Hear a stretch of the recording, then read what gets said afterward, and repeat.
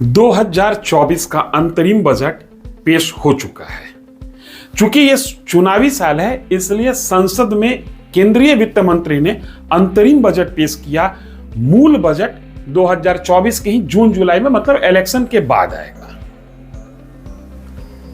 नमस्कार, आप देखना शुरू कर चुके हैं लेट्स डिस्कस और मैं हूं आपके साथ धीरेन्द्र। इस बजट में क्या है, इस बजट की रूपरेखा क्या है और इस बजट के आधार पर 2024 की पूर्ण बजट होगी कैसी, इसको समझने के लिए हम आज आपके सामने खड़े हुए हैं।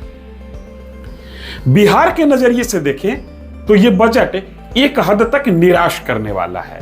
वो इसलिए कि बड़ी उम्मीद थी बिहार को कि विशेष राज्य का दर्जा न सही, विशेष पैकेज तो कम से कम मिलेगा ही। और ये उम्मीद तब और मजबूत हो गई जब नीतीश कुमार महागठबंधन से निकलकर, या ये कहिए कि एनडीए अलायंस से निकलकर बीजेपी के साथ हो लिए। हमारे जैसे भी कई पॉलिटिकल पंडित या जानकार या समझदार या ये कहिए कि राजनीति पर अपनी नजर रखने वाले लोग इस बात का अनुमान लगाए हुए थे कि शायद अंतरिम बजट में बिहार के लिए कुछ विशेष पैकेज का प्रावधान किया जाए, कुछ ऐसा दिया जाएगा जिसके आधार पर नीतीश कुमार को एक तर्क मिलेगा कि आखिर हम लालू प्रसाद यादव और कांग्रेस का साथ छोड़कर बीजेपी के साथ आए क्यों। लेकिन ऐसा कुछ नहीं हुआ। याद कीजिएगा, मैं अपने पिछले कई वीडियो में इस बात को कहते रहा हूं कि बिहार को विशेष राज्य का दर्जा नहीं मिलेगा, क्योंकि एक संवैधानिक बाध्यता है।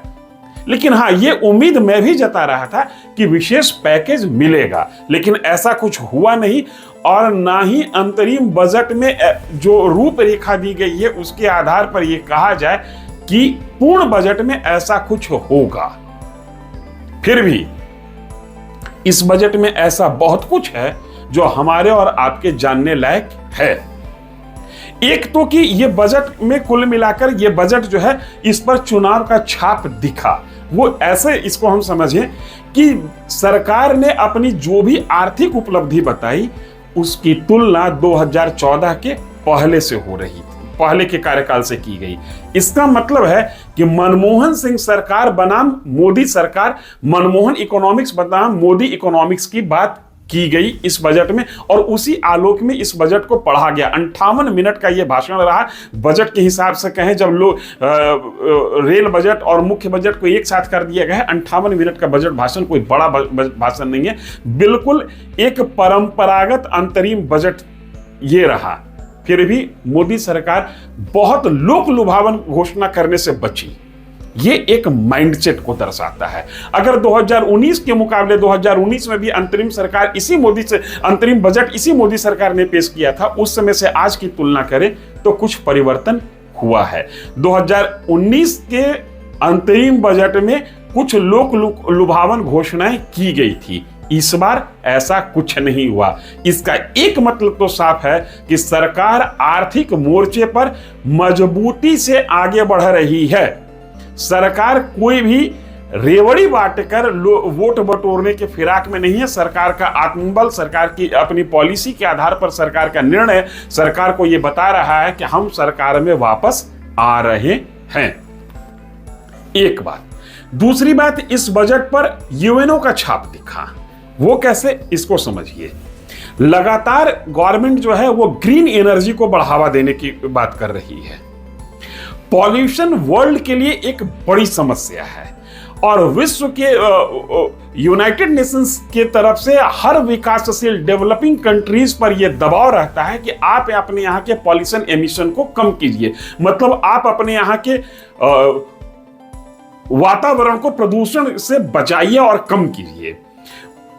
विकासशील देशों के साथ मजबूरी यह है कि अगर प्रदूषण से बचने की कोशिश करते हैं तो विकास पर बाधा पड़ता है। इंफ्रास्ट्रक्चर डेवलपमेंट से लेकर एनर्जी तक में, बिजली से लेकर आधारभूत संरचना के निर्माण में प्रदूषण होता है। लेकिन इस सरकार ने जो कमिटमेंट जाहिर किया है, उस कमिटमेंट के आधार पर ऐसा लगता है कि इस पर यूएन का छाप है। चूंकि गवर्नमेंट ने ठोक कर कहा कि हम सोलर एनर्जी की ओर आगे बढ़ेंगे। 1 लाख, माफ कीजिएगा, ये करोड़ों घर को 300 सोलर जनित बिजली मुफ्त देने की बात की गई है। ये एक बात।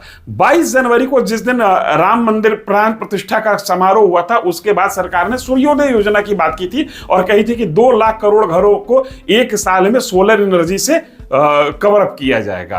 तो ये कम से कम ये लग रहा है कि सरकार ग्रीन एनर्जी की तरफ बढ़ रही है। और इसके बढ़ने का कारण क्या है? विश्व बिरादरी का दबाव, और उस दबाव में आने का फायदा क्या होता है ये समझिए। इसके आप इस तरीके की पॉलिसी जब अडॉप्ट करते हैं तो यूएन के तरफ से लोन मिलने में सहूलियत होती है। एक चीज और इस बजट में बड़ी मार्के वाली बात कही गई, और वो भी अस्थाई सरकार की मानसिकता को दर्शाता है। 1 लाख करोड़ रुपए का फंड की बात की गई है अनुसंधान के लिए, रिसर्च के लिए। ये अपने आप में एक नई बात है और बड़ी बात है। जब तक हम रिसर्च में आगे नहीं बढ़ेंगे, जब तक हमारा पेटेंट ज्यादा से ज्यादा नहीं होगा, तब तक हम डेवलपिंग से डेवलप की ओर आगे नहीं बढ़ पाएंगे। मध्यम वर्ग के हिसाब से सोचे तो उनको कोई न नफा हुआ न नुकसान हुआ। 7 लाख का टैक्स स्लैब मेंटेन रह गया, उसमें किसी प्रकार का कोई हस्तक्षेप नहीं किया गया। एक तरीके से कह सकते हैं कि निराशा हाथ लगी है। रोजगार के नजरिए से समझने की कोशिश करें तो रोजगार सृजन को लेकर सीधे तौर पर तो कुछ नहीं कहा गया, लेकिन परोक्ष रूप से कुछ बातें कही गई हैं। कॉर्पोरेट टैक्स को 22% पर घटा के कर दिया गया है। इसका मतलब कि कॉर्पोरेट सेक्टर को थोड़ा सा एज दिया जा रहा है, थोड़ा सा बढ़ावा दिया जा रहा है। इसका असर रोजगार पे आएगा। दूसरा, पर्यटन बेस्ड रोजगार को और पर्यटन इंडस्ट्री को बढ़ाने की बात की गई है, घरेलू पर्यटन को बढ़ाने की बात की गई है। और पर्यटन की चर्चा में सरकार ने आध्यात्मिक से लेकर अयोध्या से लेकर लक्षद्वीप तक की चर्चा हुई। और याद कीजिएगा, लक्षद्वीप हाल में प्रधानमंत्री जब विजिट किए थे तो लक्षद्वीप और मालेद्वीप के बीच में एक तकरार हो गई थी, और उसके बाद से लक्षद्वीप भारत के पर्यटन इंडस्ट्री के मानचित्र पर बड़ी तेजी से उभरा है। इस सरकार की कोशिश है, इस सरकार का वर्क स्टाइल बताता है कि सरकार इंफ्रास्ट्रक्चर पर जबरदस्त खर्च कर रही है। सरकार ने दावा किया कि 2014 से आज तक जब से हम आए हैं, एयरपोर्ट्स की संख्या देश में 2 गुनी हो गई, और आगे भी उड़ान योजना के तहत ज्यादा से ज्यादा देश को एयरपोर्ट से, ज्यादा से ज्यादा शहर को एयरपोर्ट से जोड़ने की बात कही गई है इस बजट में भी। और दूसरा, रेल सेक्टर में 3 नए कॉरिडोर शुरू करने की बात कही गई है, और वंदे भारत कोच 40,000 वंदे भारत कोच लगाने की बात की गई है। पुरानी गाड़ियों में भी जो बोगी है उसको वंदे भारत कोच के साथ बदला जाएगा। ये कुछ महत्वपूर्ण बातें हैं जो हमको और आपको समझना होगा। पर्यटन के दृष्टिकोण से और पर्यटन में रोजगार के दृष्टिकोण से गवर्नमेंट ने कहा है कि अगर उसमें जरूरत पड़ी तो हम युवाओं को लोन देंगे। ये एक बड़ा फोकस है गवर्नमेंट का इस बजट के लिहाज से। लेकिन एक चिंता की भी बात है। कहा गया कि फिस्कल डेफिसिट जो है, वित्तीय घाटा जो है, वो जीडीपी का 5.8% है, जो कि अपने आप में एक चिंता की स्थिति है। लेकिन पॉजिटिव बात यह है कि आधारभूत संरचना पर खर्च करने के लिए सरकार प्रतिबद्ध है, और यह प्रतिबद्धता 2014 से लेकर 2024 तक के अंतरिम बजट में भी दिखाई गई है। यह अपने आप में यह बताता है कि हम किस तरीके से विकसित होने के लिए प्रयासरत हैं। इंफ्रास्ट्रक्चर पर निवेश ज्यादा होने का फायदा यह है कि बाहर के निवेशक हमारे यहां ज्यादा से ज्यादा आएंगे।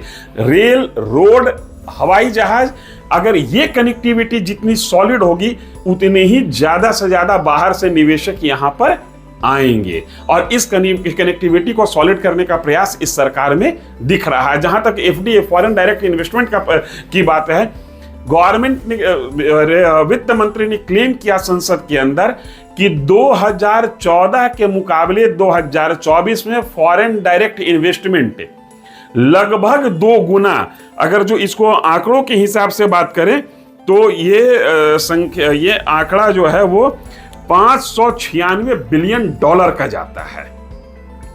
महिला सशक्तिकरण पर इस बजट में खासा ध्यान दिया गया है। लड़कियों के लिए सर्वाइकल टीकाकरण का कैंपेन चलाने की बात की गई। 3 करोड़ 3 करोड़ लखपति दीदी बनाने की बात की गई है। ये अपने आप में एक बड़ी बात है। और इंफ्रास्ट्रक्चर और घर को लेकर सरकार की योजना क्या है, इसका अंदाजा लगाइए कि सरकार ने अपने इस अंतरिम बजट में दावा किया है कि हम अगले 5 साल में 2 करोड़ घर बनाने की कोशिश करेंगे। मतलब 2 करोड़ लोगों को नया आवास मिलेगा। और संभवतः जिस ग्रीन एनर्जी और सोलर एनर्जी के तहत 300 यूनिट फ्री बिजली देने की बात की जा रही है, वो उन्हीं 2 करोड़ घरों में से 1 करोड़ घर को मिलेगा। ये कुछ महत्वपूर्ण फैक्ट्स, ये कुछ महत्वपूर्ण फिगर्स 2024 के अंतरिम बजट को लेकर थे, जो मुझे लगा कि आपके साथ साझा करना चाहिए। इस वीडियो में इतना ही। अगर वीडियो पसंद आए तो लाइक और सब्सक्राइब जरूर कीजिए। धन्यवाद।